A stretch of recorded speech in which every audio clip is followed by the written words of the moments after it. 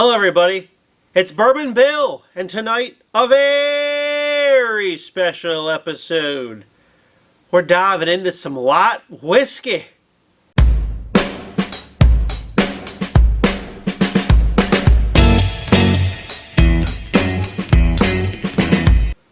That's right, it's Jacob's Pardon, Batch 1 versus Batch 2. So if you've ever been curious, I saw this fancy looking bottle, Jacob's Pardon. Might say batch 1, might say batch 2, but the price tag here in PA is 90 doll hairs. Or it might even be more. I don't know, something around $90. So pretty expensive stuff. Let's take a look at the bottle. So there's the bottle. It's got the embossing, fancy neck tag hanger. It's a good looking bottle. Now, thank you. Quick shout out to James Street. Thank you, James. Really appreciate your support of the channel. He sent me a sample of batch 2.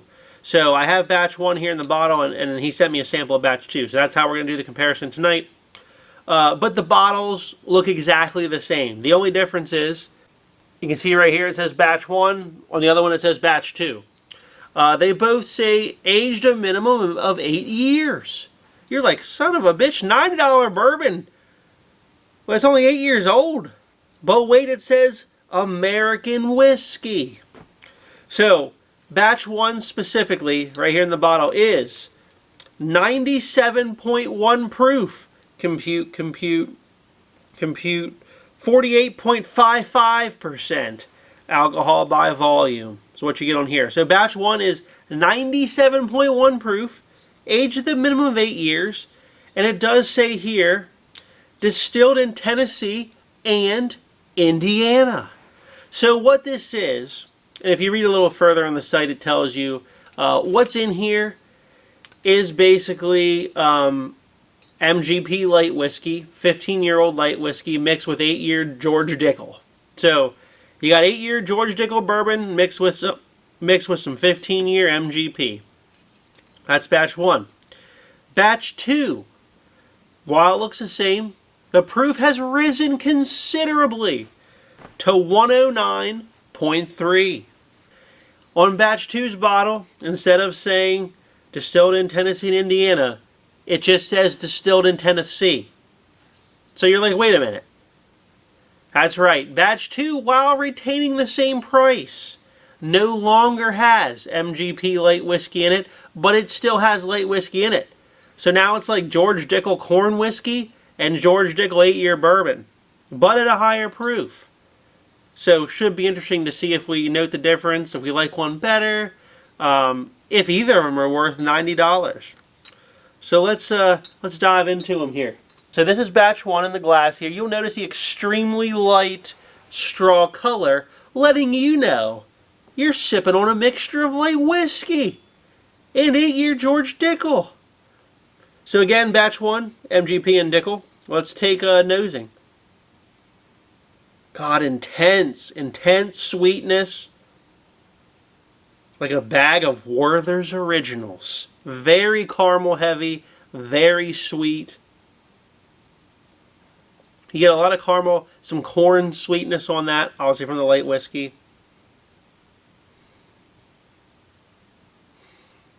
There is some tasting notes in this bottle. Let's just see if we get them. It says buttered sweet corn. I could see that. Yeah, I could see that.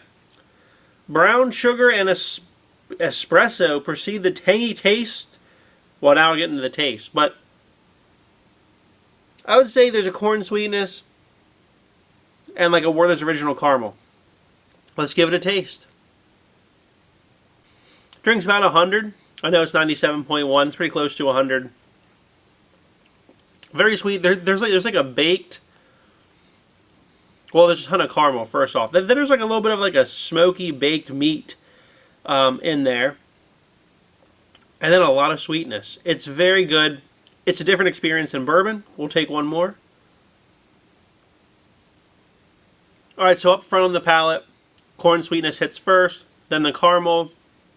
Then it kind of goes into like a baked meat, char, smoky kind of aroma. Pretty decent finish. It is kind of unique. Now, they say for tasting notes, baked ham. So I guess they're just calling this meat baked ham. It kind of does taste like baked ham. Vanilla bean, cinnamon bun. I don't really get cinnamon bun at all. Vanilla, I would say it's more caramel than vanilla. Texture is lush and silky. It is fairly silky on the palate. I will give them that. Now, we don't have the tasting notes or the bottle for batch 2, but there's batch 2. Slightly darker. Still light. Still light. So batch 2 is in my left hand here. And it is a shade darker here, batch 2. So let's see on the nose what we get on the Old Dickel light whiskey and bourbon. This has a more traditional bourbon nose. It's still sweet, but just like, and there's still caramel, but like the heavy Werther's is kind of missing. Oh yeah, this nose, it's not worse, just different. It kind of reminds you of like Dickel 8-year on the nose. Like it's got like a little bit of that minerality peeking through that I didn't get from batch 1. It's a good nose. There's some vanilla in there. Vanilla, some caramel. Arguably a lot more vanilla than batch 1. Let's take a sip. She's hotter.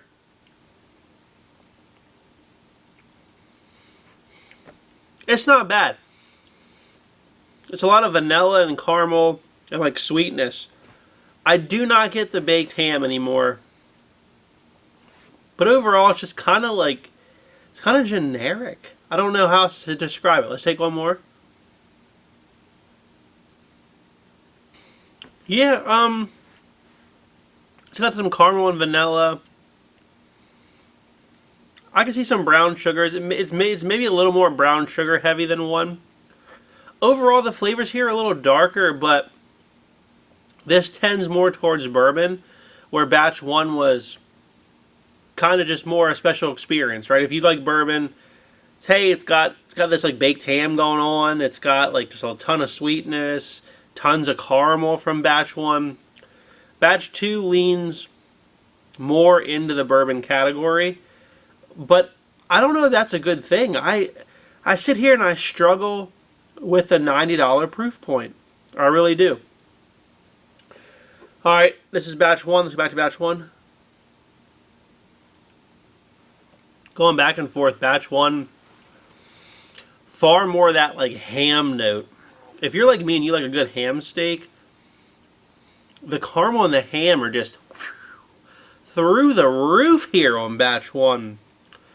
Makes it unique. Does it make it worth $90? I'm not so sure.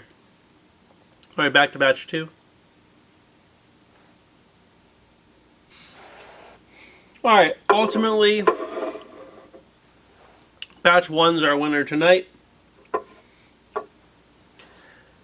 If you really want to try one of these, pick up batch 1. I think it's more unique. It's a little bit different than the Bourbon Journey. Arguably, though, neither one is worth the price of admission. Would I pay $90 for either one of these? No.